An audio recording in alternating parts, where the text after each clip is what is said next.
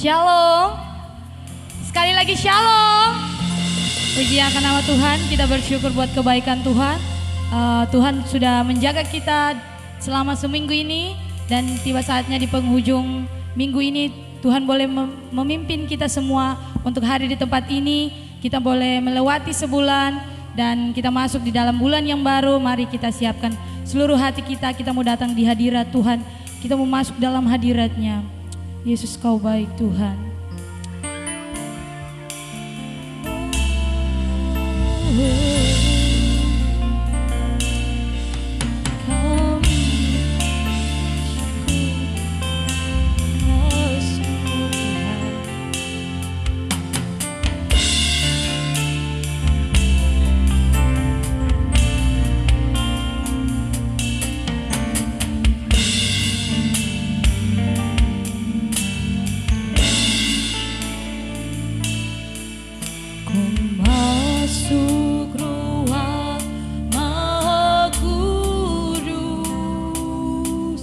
Dengan darah anak domba, ku masuk dengan hati tulus, menyembah Yang Maha Kuasa.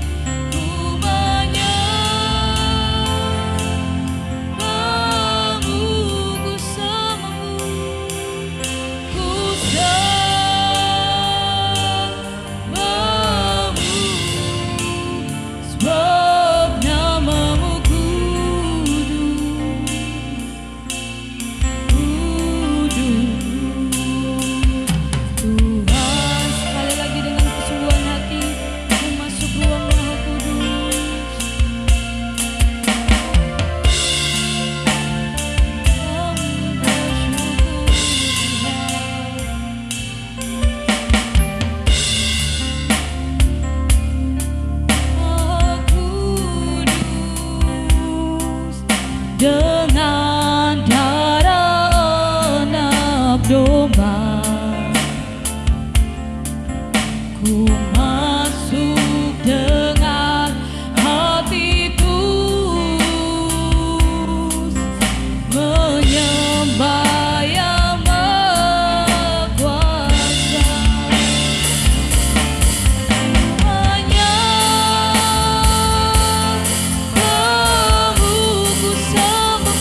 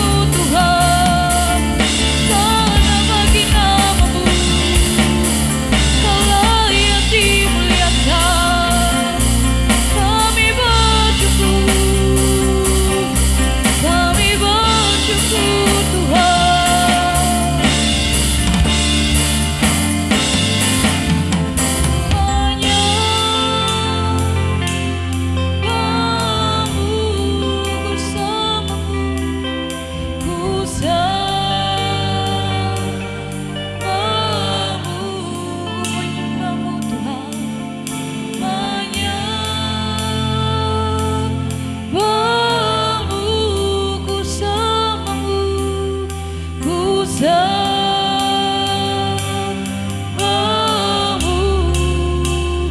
sebab namamu kudus.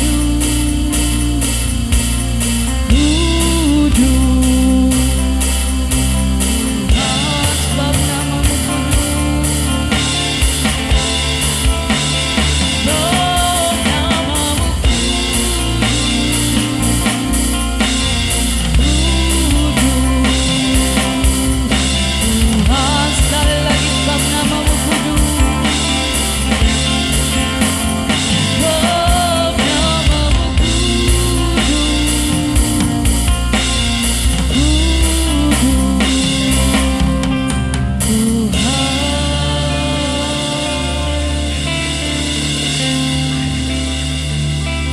Dengan kasih Kristus saya minta kesediaan Ibu Gembala untuk membawa kita dalam doa pembukaan. Allah Bapa kami yang bertahta di dalam kerajaan surga, pada pagi hari yang indah ini Tuhan, kembali kami datang kepadamu mengucap syukur karena Tuhan masih memberi kami kesempatan untuk kami boleh ada di dalam rumah-Mu yang kudus dengan satu kerinduan untuk memuji dan menyembah Engkau, mendengarkan Engkau berbicara dan menikmati hadirat-Mu. Tuhan, ini hidup kami persembahkan sepenuhnya kepadamu. Kuasai hati, pikiran dan perasaan kami. Ampuni kami dari segala kesalahan-kesalahan kami. Sucikan dan kuduskan kami Tuhan, sehingga kami boleh layak untuk masuk hadirat-Mu dan menikmati lawatan-Mu. Tuhan, kami menyerahkan seluruh hamba-hamba-Mu yang mengambil bagian. Biarlah Engkau sendiri akan mengurapi kami Tuhan, sehingga ibadah hari ini menjadi ibadah yang sungguh luar biasa, yang sanggup mengubahkan setiap jemaat-Mu yang hadir, yang sanggup memperbaharui kami, yang sanggup membuat kami berubah karena kami mengalami pertemuan pribadi bersama dengan Engkau. Beracaralah bersama-sama dengan kami ya Tuhan. Kami menyerahkan seluruh lingkungan gereja ini ke dalam tangan-Mu. Di halaman, di dalam ruangan ini, biarlah hanya kuasa-Mu yang berkarya, sehingga tidak ada tempat bagi kuasa-kuasa lain untuk mengintervensi ibadah kami, mengambil alih, mengalihkan perhatian kami. Tapi kami mau berfokus hanya kepadamu saja ya Tuhan. Kami teringat bagi saudara-saudara kami yang masih dalam perjalanan. Lindungi mereka Tuhan, tibakan mereka di tempat ini dengan selamat tanpa kekurangan satu apapun. Dan kami boleh beribadah bersama-sama.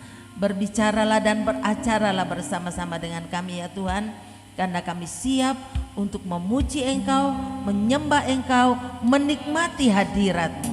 Terpujilah nama-Mu Bapa. Kami buka ibadah ini hanya di dalam nama Tuhan Yesus Kristus. Haleluya. Amin. Amin. Saya menjemput kita semua bangkit berdiri. Kita akan mau bersorak-sorai bagi nama Tuhan. Amin. Ya, puji akan nama Tuhan. Kita angkat pujian mengatakan tak terbayang kebesaran-Mu.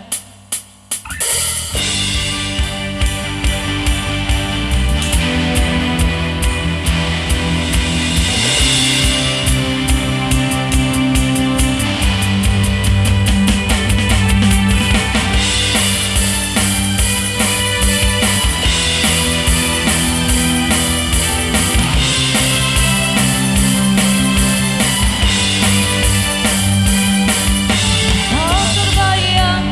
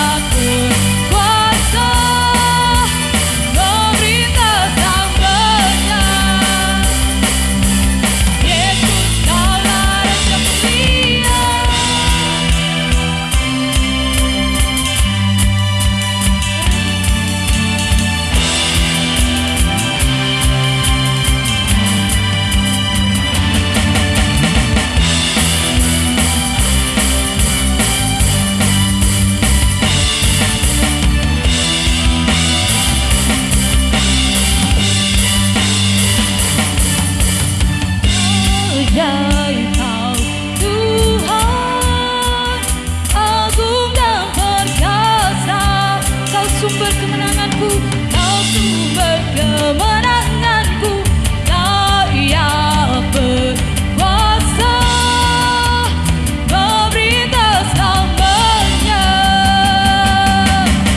Yesus, Kaulah Raja mulia, Kau Tuhan agung dan perkasa. Kau sumber kemenanganku, Kau yang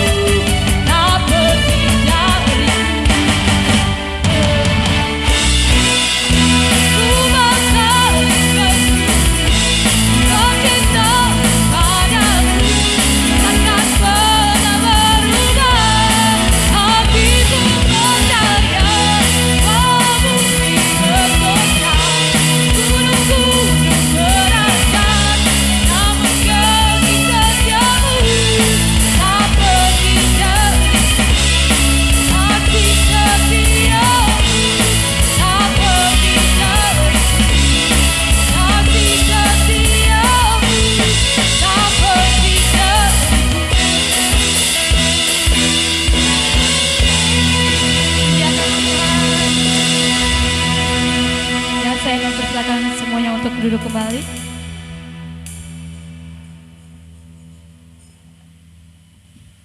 Kita akan masuk dalam kebenaran firman Tuhan. Ada satu ayat yang meneguhkan saya untuk saya bagikan untuk Bapak Ibu Saudara sekalian pada pagi hari ini di dalam Matius 6 ayat 33 berkata bahwa tetapi carilah dahulu kerajaan Allah dan kebenarannya, maka semuanya itu akan ditambahkan kepadamu. Kita mau siapkan hati kita mau masuk dalam hadirat Tuhan. Kita mau bersyukur buat kebaikan Tuhan, bahwasannya untuk selamanya Tuhan selalu menyertai kehidupan kita. Sama-sama kita angkat pujian, hidupku menggenapi firman-Mu.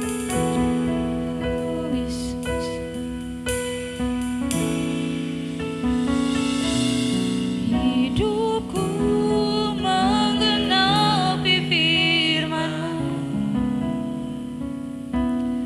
tanda mujizat sertai tiap langkahku. Kau bersamaku di dalam-Mu, jadi bukti kebesaran-Mu.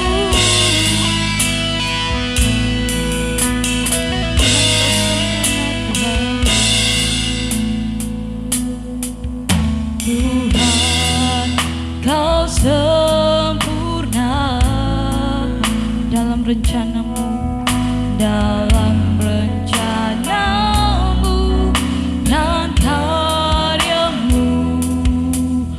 Ku serahkan hidupku, murnikan dengan Roh-Mu.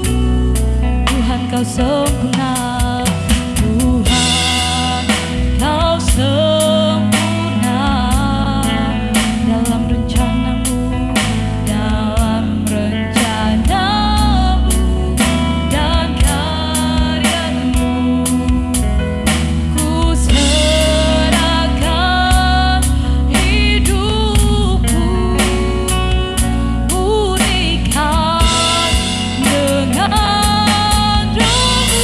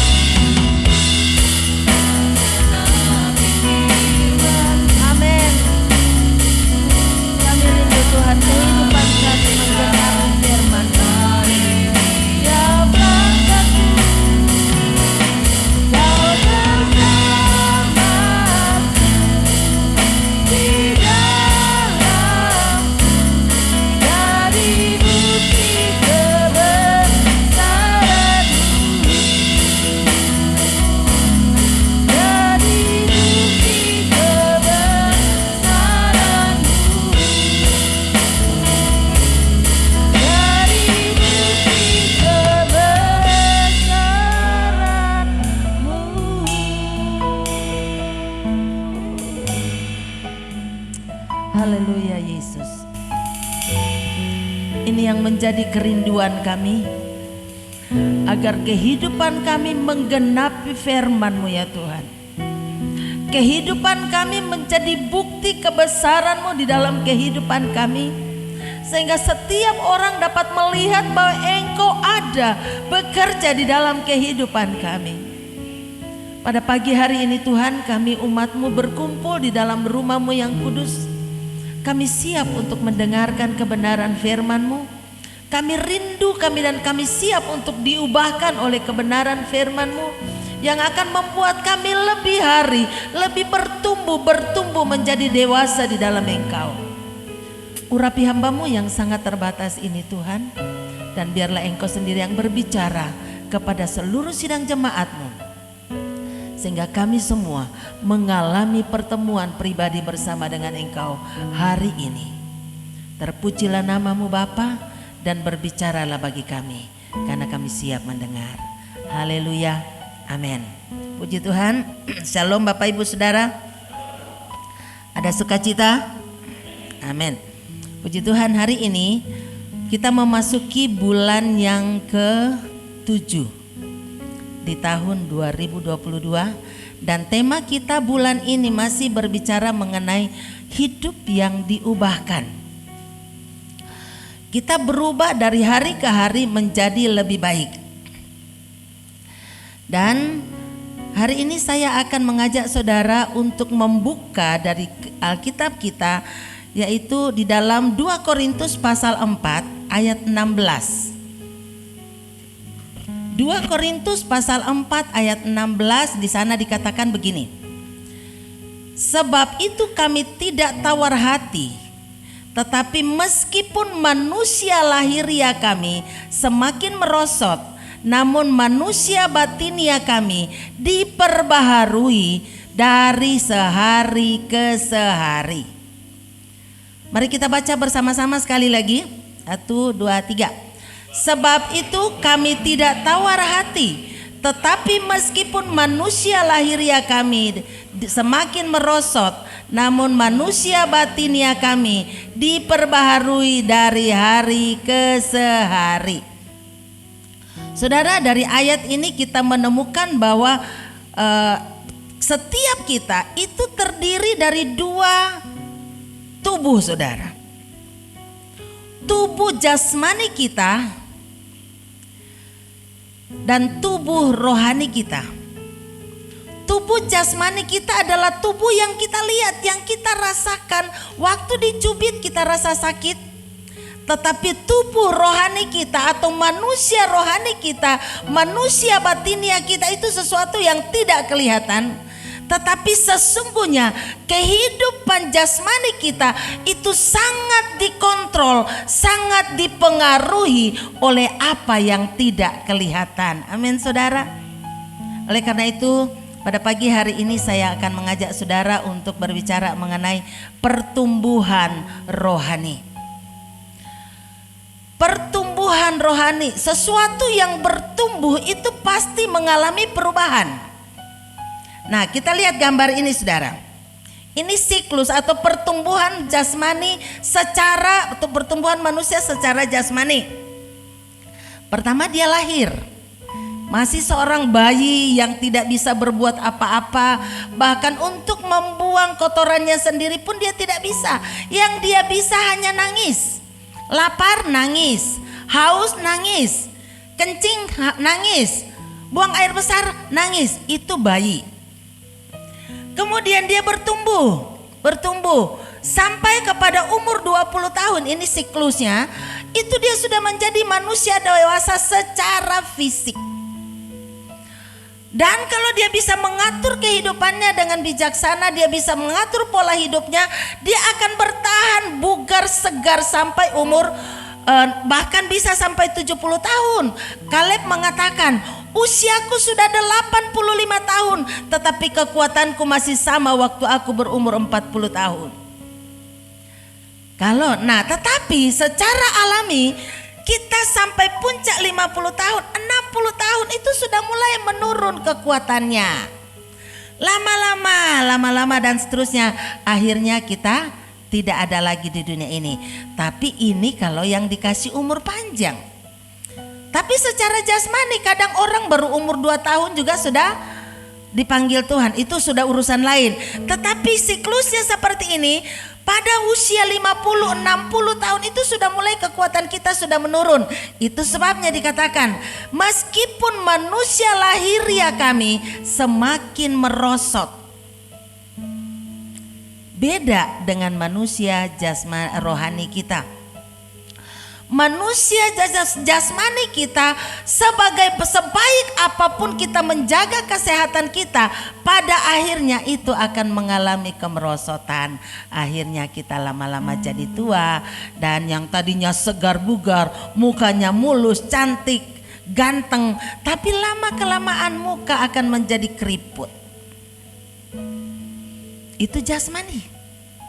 Bagaimana dengan manusia rohani kita? Manusia rohani kita seharusnya terus mengalami pertumbuhan. Kita baca di dalam Kolose pasal yang kedua ayat 6 sampai 7. Di sana dikatakan begini, kamu telah menerima Kristus Yesus Tuhan kita. Karena itu hendaklah hidupmu tetap di dalam Dia. Hendaklah kamu berakar di dalam Dia, di dalam dan dibangun di atas Dia. Hendaklah kamu bertumbuh teguh dalam iman yang telah diajarkan kepadamu, dan hendaklah hatimu melimpah dengan syukur. Tuhan mau supaya kerohanian kita mengalami pertumbuhan. Bukan hanya jasmani kita yang bertumbuh, tetapi kerohanian kita pun harus bertumbuh. Kalau kita melihat di dalam ayat ini, kita menemukan ada kata hendaklah. Itu artinya harapan, itu yang Tuhan mau. Hendaklah kamu begini, hendaklah kamu begini. Dan itu semua merupakan petunjuk atau pimpinan dari Tuhan, supaya kita bisa bertumbuh dan terus bertumbuh menuju ke arah kesempurnaan. Seperti di dalam ayat tadi dikatakan, diperbaharui dari sehari ke sehari. Slide berikutnya. Kita melihat di sini pertumbuhan rohani. Pertumbuhan rohani waktu kita baru kenal Tuhan, waktu kita baru terima Tuhan, waktu kita baru percaya kepada Tuhan, kita masih bayi rohani. Tetapi Tuhan tidak mau kita tetap jadi bayi. Walaupun kalau anak-anak kita masih kecil, kita senang anaknya kecil, lucu. Selalu ada yang menarik dari dia, contohnya Fiji. Itu kalau dia jalan, dia ngomong, semua yang dia lakukan itu menjadi sesuatu yang menyenangkan kita. Tetapi semakin bertumbuh, ada kalanya anak itu membuat kita jadi kesel. Tetapi apakah karena kita melihat dia senang, dia kecil begitu, kita mengharapkan, aduh udahlah deh, anak saya biar tetap kecil aja, biar tetap lucu. Mau gitu? Enggak. Kita mau supaya anak itu bertumbuh menjadi dewasa. Demikian juga Tuhan. Tuhan mau supaya kita jangan menjadi bayi rohani yang terus menerus. Bayi rohani itu yang seperti apa? Ya kita lihat ciri-ciri anak-anak bayi, anak kecil. Masa salah sedikit, nangis. Lapar, nangis. Haus, nangis. Cari mama, nangis. Demikian juga dengan orang Kristen yang masih bayi. Salah sedikit nangis, salah sedikit ngambek, salah sedikit mundung, salah sedikit mogok dan sebagainya. Tuhan mau supaya kita bisa bertumbuh. Orang yang dewasa adalah orang yang tahan, yang kuat menghadapi segala macam tantangan kehidupan. Orang yang dewasa secara rohani adalah orang yang sanggup menghadapi segala tantangan, segala masalah. Dia sanggup menghadapinya. Selalu ada jalan keluar karena Tuhan selalu memberikan jalan keluar. Jadi itu adalah ciri manusia rohani. Kalau kita membacanya di dalam Galatia dikatakan orang-orang yang menjadi dewasa rohani adalah orang yang memancarkan, menghasilkan buah roh di dalam kehidupannya. Kasih, sukacita, damai, sejahtera dan sebagainya. Dibandingkan dengan di dalam Galatia juga didaftarkan mengenai keinginan daging. Nah, pada pagi hari ini saya ingin mengajak saudara bagaimana caranya supaya kerohanian kita bertumbuh mengalami perubahan dari bayi rohani menjadi dewasa rohani, bahkan bertumbuh ke arah Kristus. Kolose pasal 2 ayat 6 sampai 7 itu mengajarkan kepada kita bagaimana caranya. Amin saudara. Jadi kalau pertumbuhan rohani itu akan naik terus sampai menjadi target serupa dengan Kristus. Sehingga ada nyanyian yang mengatakan seperti Yesus, seperti Yesus, itu saja yang ku pinta. Tujuan kita adalah supaya kehidupan kita, perjalanan hidup kita semakin hari semakin serupa dengan Kristus.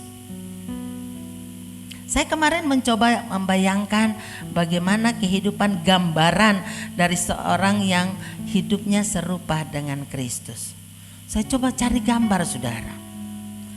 Saya menemukan ada seorang yang bercermin, tapi ternyata yang dilihat di cermin itu adalah Kristus. Dan saya coba membayangkan, cermin itu adalah bagaimana kita bisa melihat diri kita. Dan biarlah orang lain yang menilai kita, biarlah orang lain yang akhirnya mengatakan orang itu luar biasa, kehidupannya menjadi berkat seperti Kristus. Kesabarannya, kebaikannya, ketulusannya, orang yang melihat saudara, orang yang menilai, bukan diri kita sendiri. Amin saudara. Biarlah orang bisa melihat Kristus ada di dalam kehidupan kita.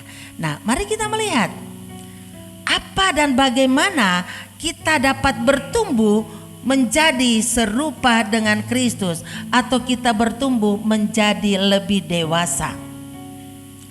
Supaya kita bisa bertumbuh, maka ada syarat mutlak yang harus ada di dalam kehidupan kita, yang harus kita lakukan. Yang pertama di dalam Kolose pasal 2 ayat 6, di sana dikatakan begini.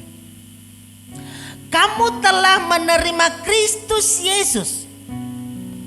Syarat yang pertama adalah kita menerima Kristus. Kita percaya kepada Yesus, kita undang Yesus untuk masuk ke dalam hati kita dan tinggal di dalam kehidupan kita. Saya percaya bahwa kita yang ada di sini adalah orang-orang yang sudah menerima Kristus. Karena kalau saudara tidak terima Kristus, saudara tidak percaya Yesus, saudara pasti tidak akan ada di sini. Amin. Bagaimanapun orang mengajak saudara, kalau saudara tidak membuka dan tidak menerima Kristus dalam hidupmu, maka saudara tidak akan ada di tempat ibadah seperti ini. Saudara akan lebih memilih untuk jalan-jalan, hari Minggu, hari libur kita jalan-jalan. Tetapi saudara memilih ada di tempat ini, itu berarti saudara sudah menerima Kristus. Amin saudara. Saudara sudah percaya kepada Yesus. Tetapi sayangnya syaratnya bukan itu saja. Karena setan pun percaya Yesus saudara. Setan pun tahu bahwa Yesus itu berkuasa, tetapi setan tidak mau tinggal di dalam Yesus. Dan syarat yang kedua dikatakan tetap setia kepada Tuhan. Di sini dikatakan Tuhan kita, karena itu hendaklah hidupmu tetap di dalam Dia. Di dalam Yohanes dikatakan, kalau kamu tinggal di dalam aku dan aku tinggal tinggal di dalam kamu. Artinya kalau firman Allah itu terus ada di dalam kehidupan kita, kita tetap percaya kepada Yesus, apapun persoalan, apapun tantangan, kita tidak mundur, kita tidak keluar, maka kita bisa bertumbuh. Itu syarat pertama dulu. Saya suka kasih gambaran ini, saudara. Saya membayangkan diri saya sekecil ini.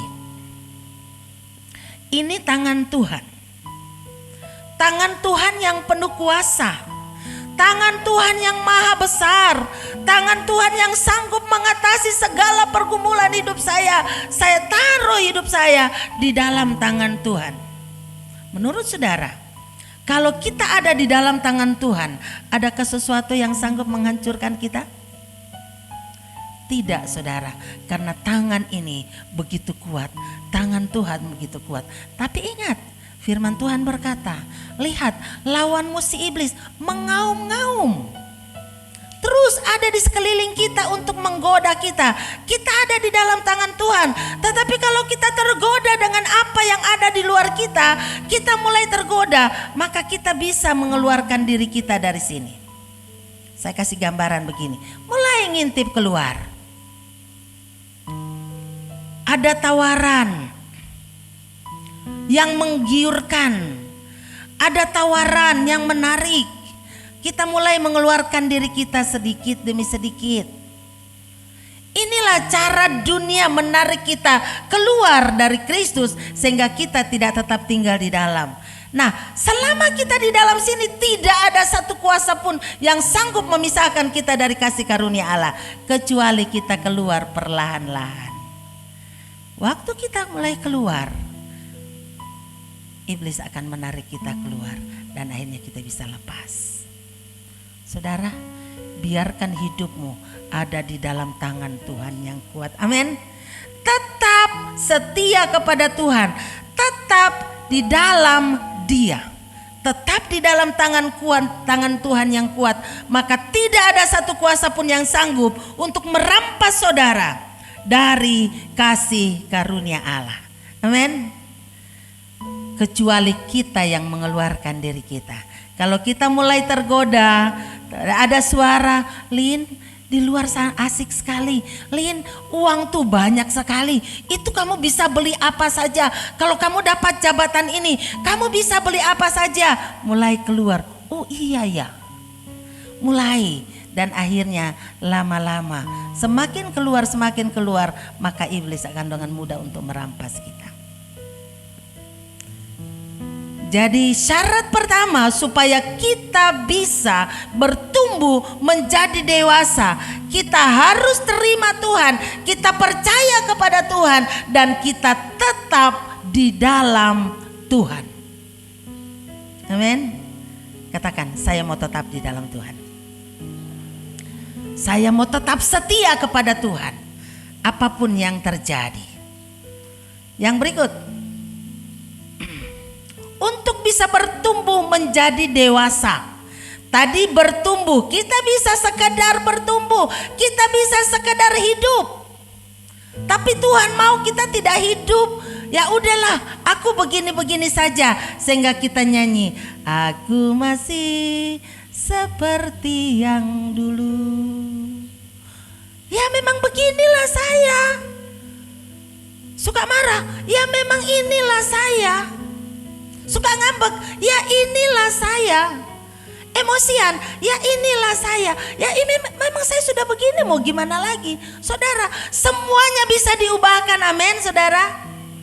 Yang pemarah bisa menjadi sabar, yang emosian bisa dapat mengendalikan diri, yang suka panik bisa menjadi orang yang tenang. Kenapa? Karena Tuhan bisa mengubahkan kita. Nah, bagaimana caranya? Di dalam ayat yang ke-7,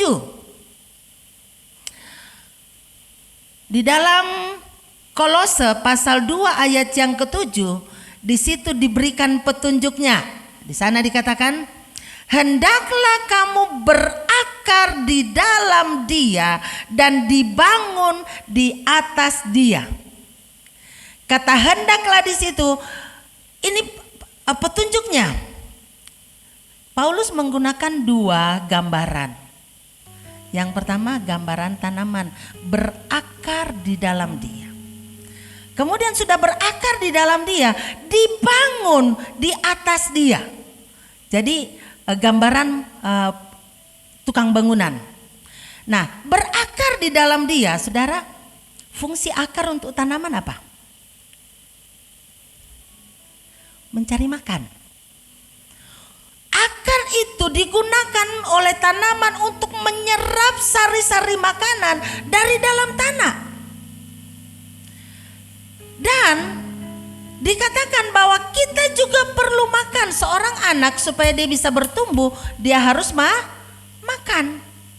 Kalau enggak makan, saya percaya kalau anak lahir sudah nangis, berarti dia hidup. Terus dia enggak dikasih makan. Kira-kira tidak dikasih makan, tidak dikasih minum, enggak dikasih ASI. Kira-kira bisa bertahan hidup enggak, saudara? Enggak. Dia pasti mati. Karena enggak dikasih makan. Mungkin bisa bertahan 1-2 bulan. Tapi lama kelamaan pasti mati. Nah, demikian juga dengan kerohanian kita. Kita sudah terima Tuhan, kita percaya Tuhan, tetapi kita enggak pernah makan makanan rohani kita. Makanan rohani kita apa? Adalah firman Tuhan. Itu sebabnya dikatakan berakar di dalam Dia, di dalam Kristus. Segala yang kita perlukan, segala yang kita perlukan untuk bertumbuh secara rohani ada di dalam Tuhan, di dalam firman Tuhan yang sudah diajarkan kepada kita. Kita baca firman Tuhan, kita renungkan firman Tuhan, itulah yang akan membuat kita kuat. Amin, saudara. Kita berakar, kita cari makanan di dalam firman Tuhan. Jangan cari makanan di tempat lain. Saudara tidak akan menemukan makanan-makanan yang segar di luar firman Tuhan. Ada banyak buku boleh dibaca, tetapi yang menjadi bacaan utama kita adalah firman Tuhan. Karena itu adalah makanan yang paling sehat buat kita.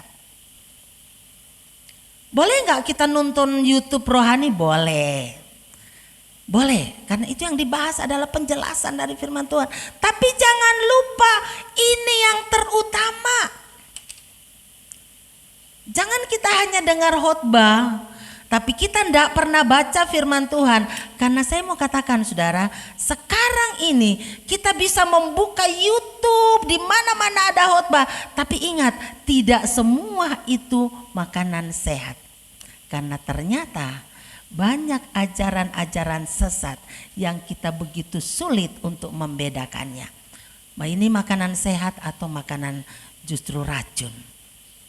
Makanya supaya kita bisa mengerti, menilai apakah khotbah ini benar atau salah, apakah YouTube ini benar atau salah, cerminnya adalah firman Tuhan yang diajarkan oleh Yesus. Maka kita baca itu sehingga waktu kita bisa mendengarkan khotbah-khotbah dari lain, kita bisa mengerti ini sehat atau tidak.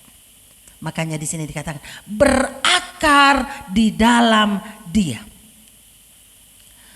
Saudara, tukang bangunan itu sesuatu yang dikerjakan. Kalau akar itu secara otomatis dia akan akar itu akan mencari.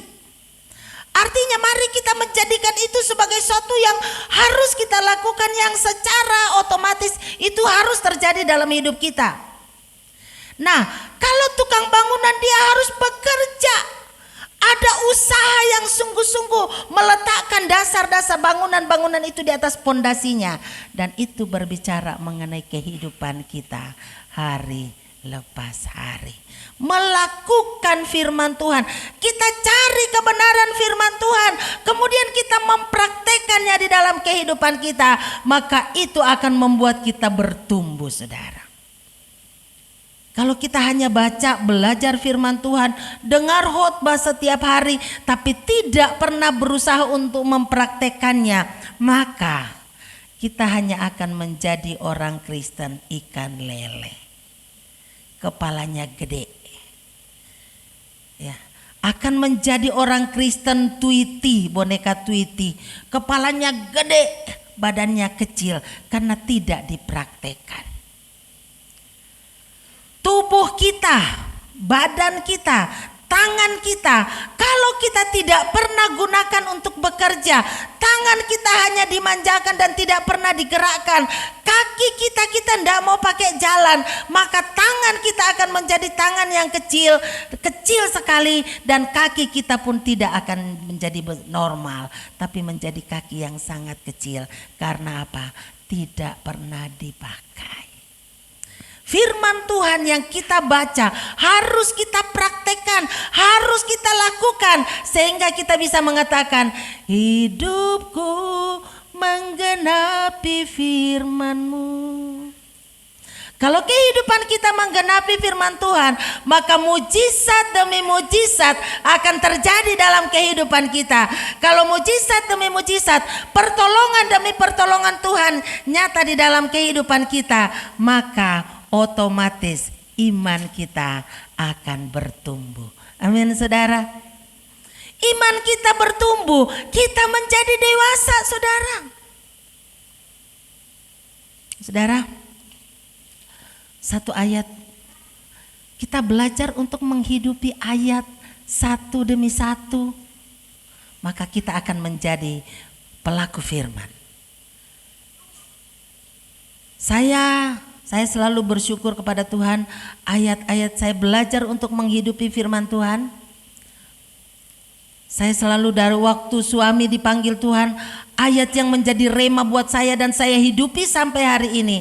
Allahku akan memenuhi segala keperluanmu menurut kekayaan dan kemuliaannya. Saya hidupi itu setiap kali saya kekurangan, dan saya tidak pernah kekurangan. Setiap kali saya membutuhkan sesuatu, saya imani bahwa Allahku akan memenuhi segala keperluanmu.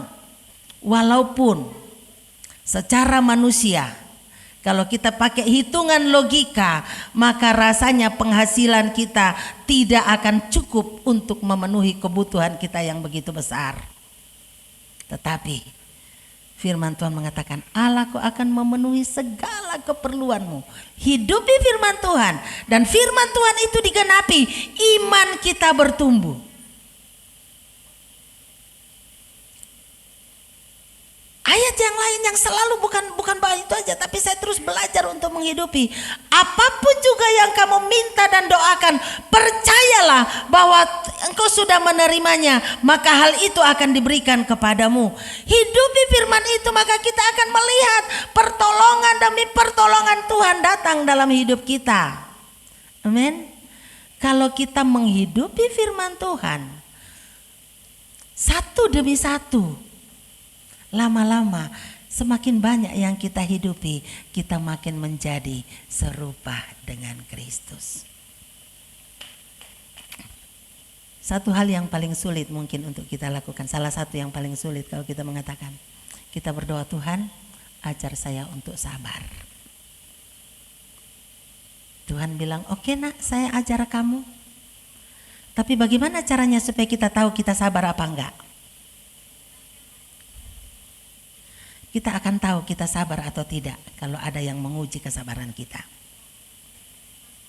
Satu kali ada teman saya, kami sama-sama persekutuan doa. Terus di persekutuan doa ini begini, salah satu doa, pokok doa kami waktu itu kami katakan begini, Tuhan tolong kami agar kami semua yang ada di sini diajar untuk sabar. Ajar kami supaya kami bisa menjadi orang yang sabar.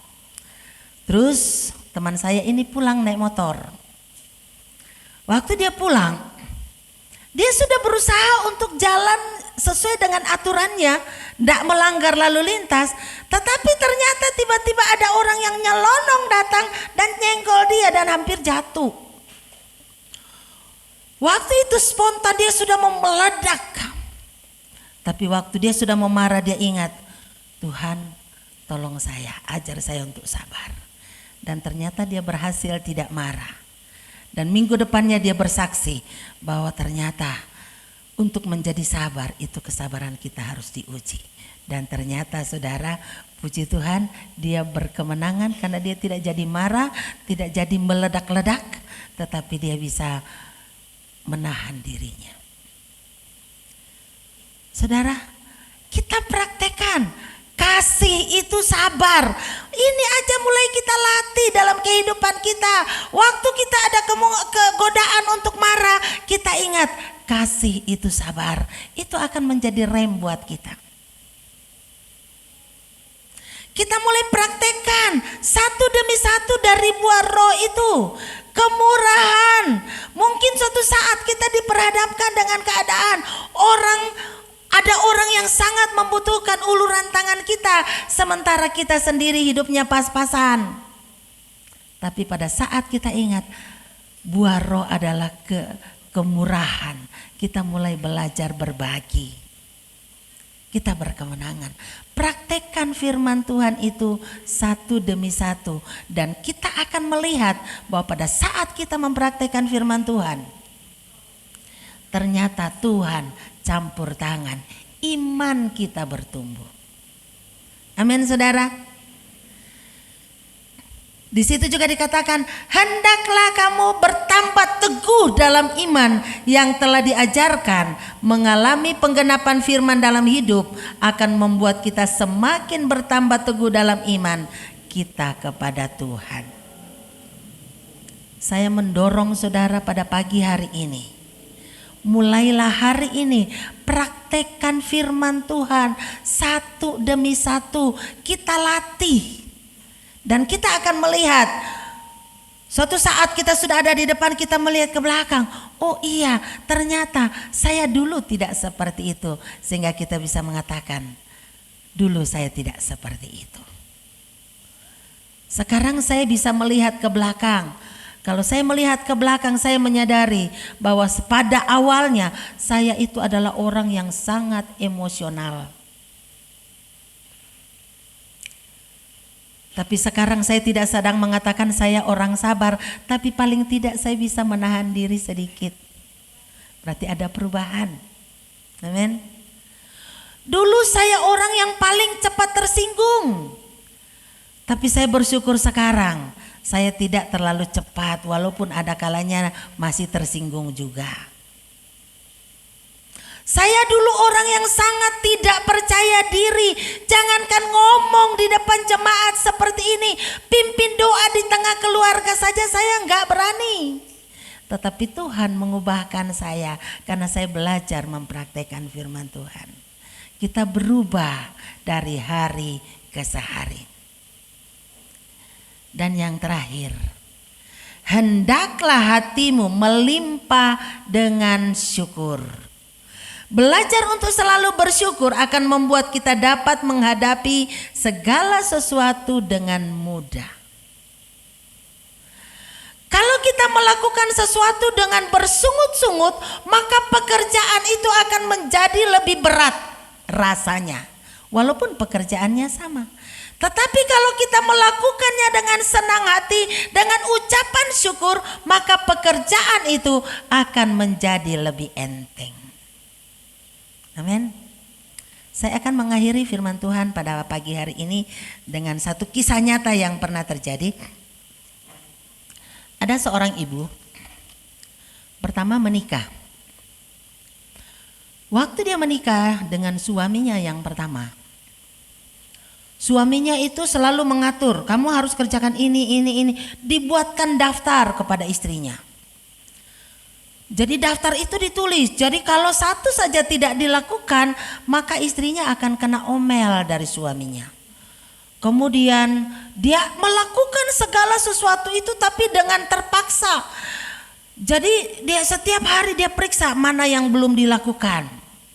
Dari hari ke sehari dia melakukan hal yang sama. Dia merasa berat sekali dan akhirnya ibu ini sakit-sakitan karena apa? Makan hati setiap hari. Suatu saat Tuhan memanggil suaminya sehingga dia menjadi seorang janda yang bebas. Kemudian Tuhan mempertemukan dia dengan seorang pria yang lain yang betul-betul mengasihi dia dan dia sangat bersyukur untuk itu. Kemudian setiap hari dia melayani suaminya dengan penuh sukacita. Dia melayani dengan penuh rasa syukur. Dan suatu saat dia bersih-bersih meja, dia temukan catatan daftar pekerjaan yang dibuat oleh suaminya yang pertama. Ternyata di waktu dia lihat, ternyata apa yang dia lakukan sekarang persis sama dengan apa yang dia lakukan sebelumnya. Tetapi sekarang dia melakukannya dengan senang hati. Karena apa? Dia melakukannya dengan penuh ucapan syukur.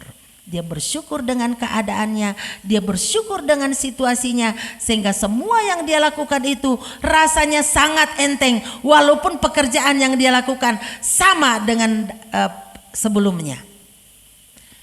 Ini mengingatkan kita bahwa segala sesuatu yang kita lakukan dengan ucapan syukur itu akan kita nikmati.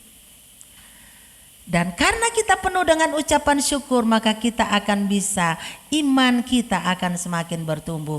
Daripada bersungut-sungut, lebih baik mengucap syukur. Dan ini adalah tips yang Kolose, yang Paulus katakan, ajarkan kepada kita supaya kita bertumbuh menjadi dewasa.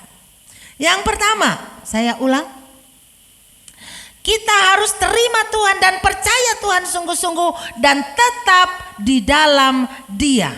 Apapun yang terjadi, kita tetap di dalam Tuhan. Yang kedua, kita harus berakar dan dibangun di dalam Dia.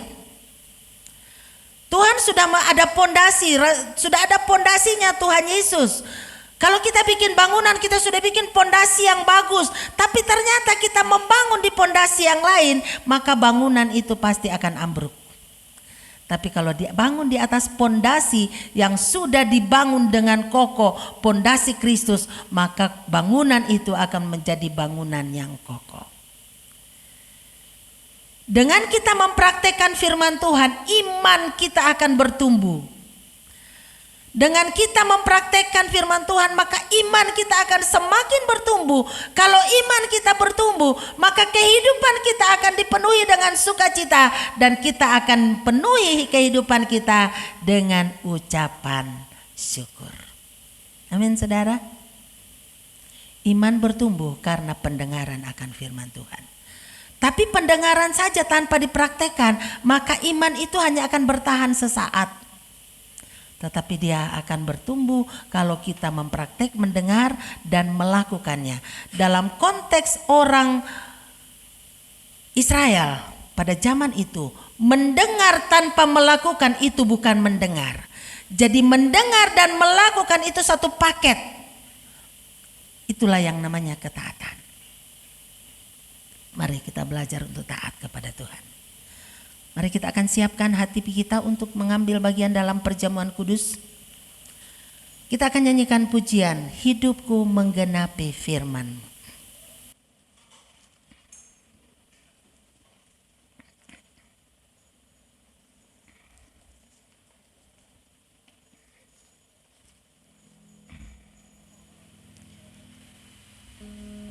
Biarlah menjadi kerinduan kita bahwa kita rindu bertumbuh menjadi dewasa.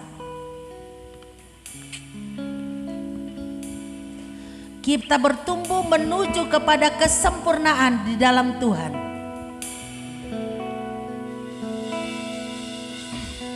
Sambil kita merenungkan kebenaran firman Tuhan ini, biarlah ini menjadi kerinduan kita, bahwa hidupku menggenapi firman-Mu.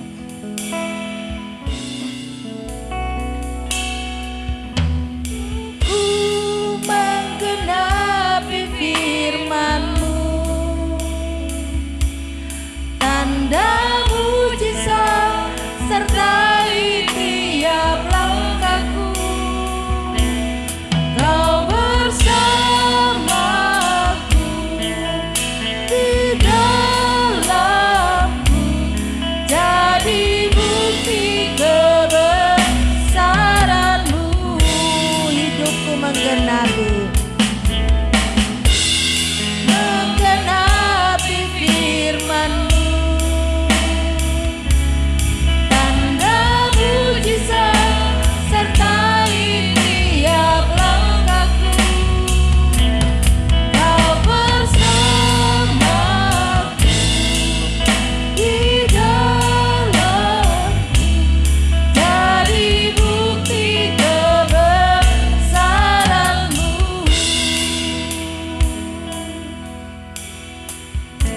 Haleluya Yesus.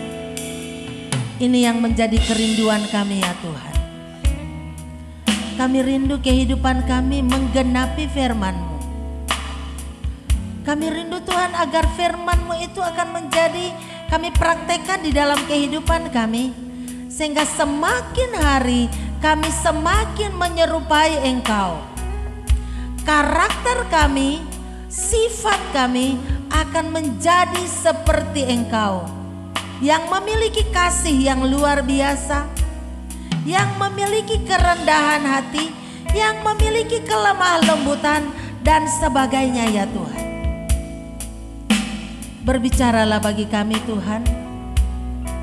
Hamba-Mu berhenti berbicara, tetapi biar Roh Kudus-Mu terus berbicara dalam hidup kami. Dan kami menjadi pelaku-pelaku firman. Terima kasih Tuhan. Dalam nama Tuhan Yesus kami berdoa. Haleluya. Amin. Sambil unsur-unsur perjamuan akan dibagikan, kita akan tetap menyanyikan pujian ini. Hidupku menggenapi firman. Menggenapi firman-Mu, tanda mujizat sertai tiap langkahku. Kau bersamaku di dalamku, jadi bukti kebesaran-Mu. Tuhan Kau sempurna, Tuhan Kau sempurna dalam rencana-Mu dan karya-Mu. Ku serahkan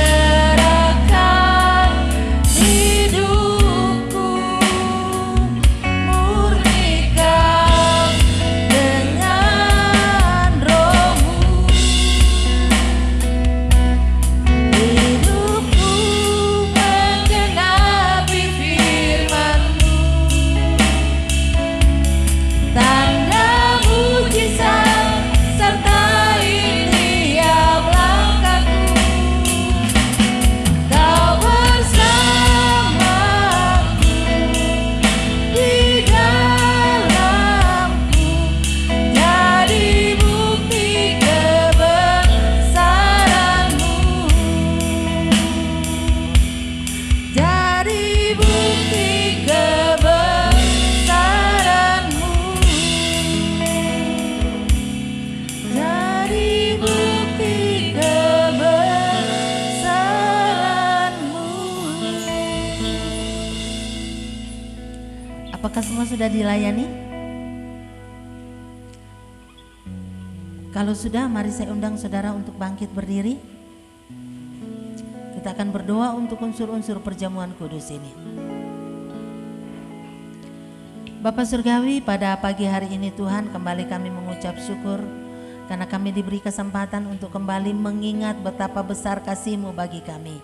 Dengan mengorbankan hidup-Mu, dengan menyerahkan hidup-Mu, dan kami diselamatkan melalui pengorbanan-Mu.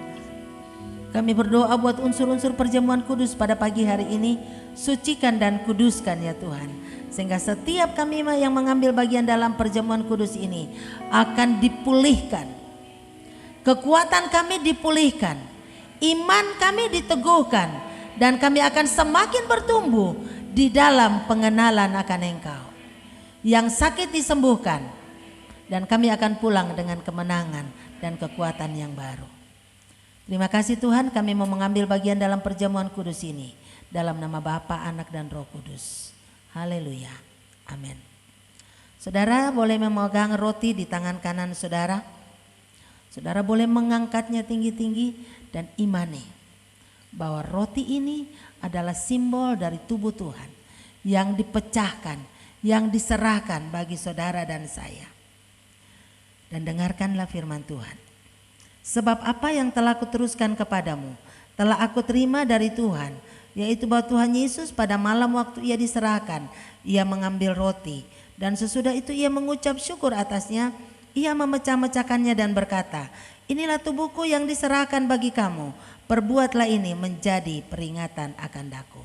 Mari kita akan pecahkan roti ini dan kita akan makan bersama-sama dalam nama Tuhan Yesus Kristus.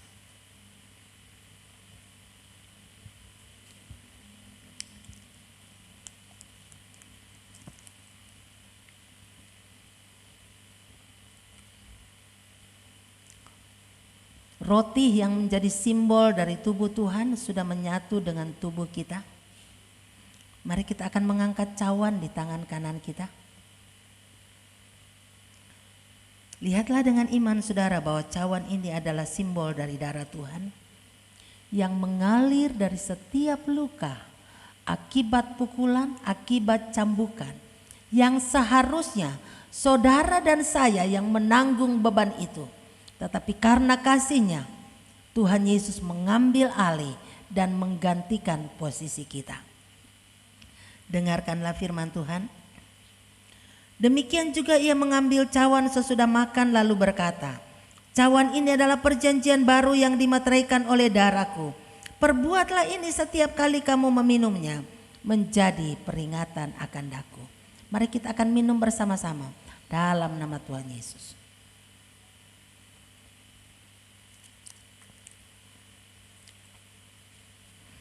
Sebab setiap kali kamu makan roti ini dan minum cawan ini, kamu memberitakan kematian Tuhan sampai Ia datang. Mari kita akan mengambil waktu sejenak mengucap syukur kepada Tuhan untuk kasih-Nya yang begitu besar. Terima kasih Tuhan, karena kasih-Mu yang luar biasa, kasih-Mu yang tidak terbatas itu membebaskan kami, menyelamatkan kami, mengangkat kami dari lumpur dosa, membuat kami menjadi anak-anak-Mu. Terima kasih Tuhan, mulai hari ini Tuhan tolong kami agar kami bertumbuh di dalam pengenalan akan Engkau.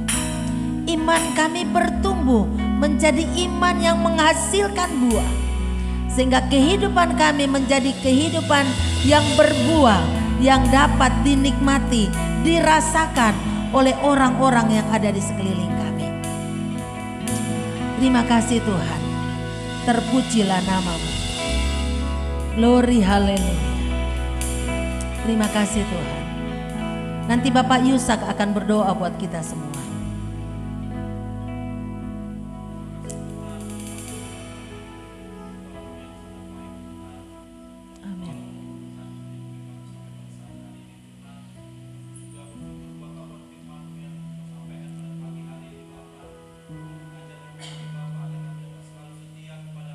Amin.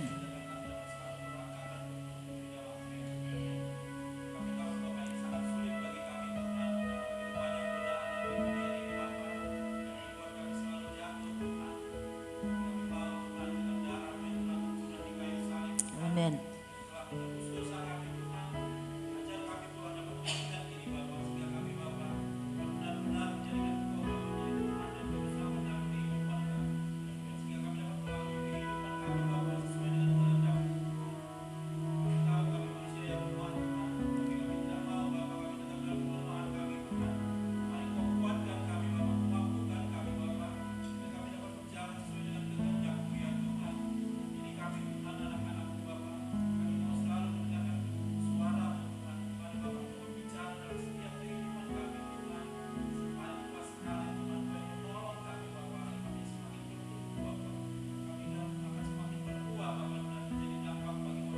Amin.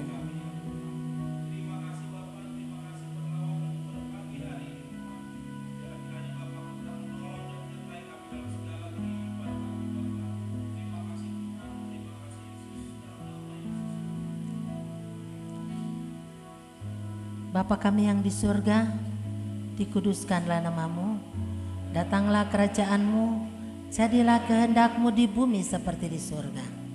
Berikanlah kami pada hari ini makanan kami yang secukupnya, dan ampunilah kami akan kesalahan kami, seperti kami juga sudah mengampuni orang yang bersalah kepada kami. Dan janganlah membawa kami ke dalam pencobaan, tapi lepaskanlah kami daripada yang jahat. Karena Engkau-lah yang mempunyai kerajaan dan kuasa dan kemuliaan sampai selama-lamanya. Angkatlah kedua tangan saudara di hadapan Tuhan. Tuhan memberkati engkau dan melindungi engkau. Tuhan menyinari engkau dengan wajahnya dan memberi engkau kasih karunia. Tuhan menghadapkan wajahnya kepadamu dan memberi engkau damai sejahtera.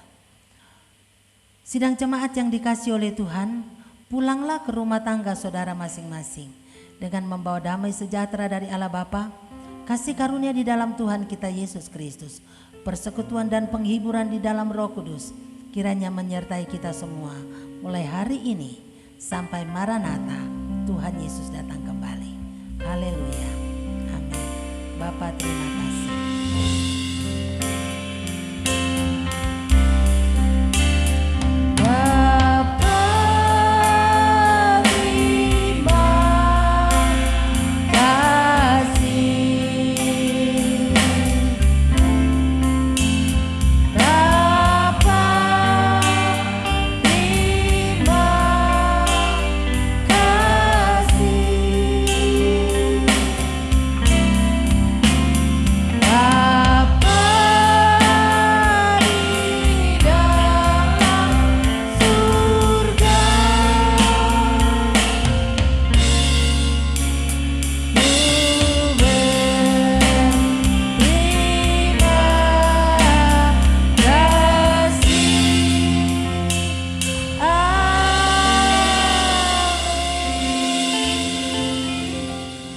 Silakan duduk, puji Tuhan, Tuhan memberkati kita semua.